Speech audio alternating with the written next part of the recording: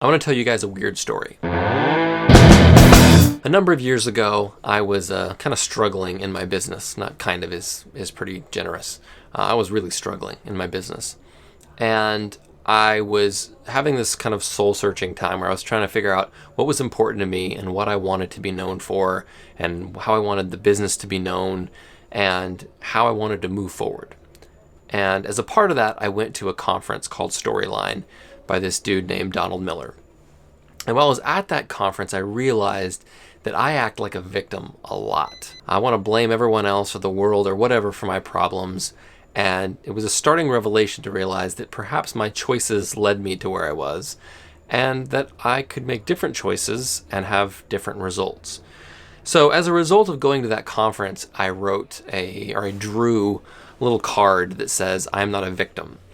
And I put it in my office. That's actually the polite version. The honest version, which is more colorful. That card sits in my office today, and I need to see it about 3 times a week to remind myself of that fact because, default behaviors and all that. After drawing the card, I wrote a blog post about not being a victim, and I shared it online. So a picture of this card now exists on the interwebs, right? So here's where it gets weird.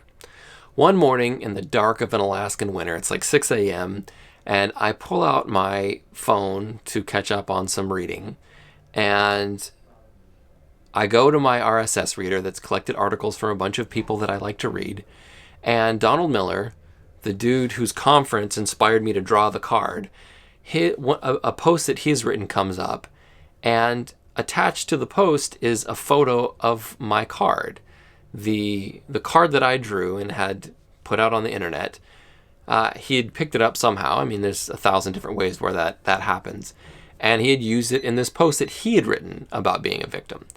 And it was like the most confusing moment because it was, not only was I seeing that piece of artwork that I had made completely in an unexpected way, but it was being used by the person who inspired me to write it. But he has no idea that's ever happened. So I get in touch with him. I'm able to reach out to him on Twitter and say, "Hey, it's so funny that you did that." And we have this little exchange.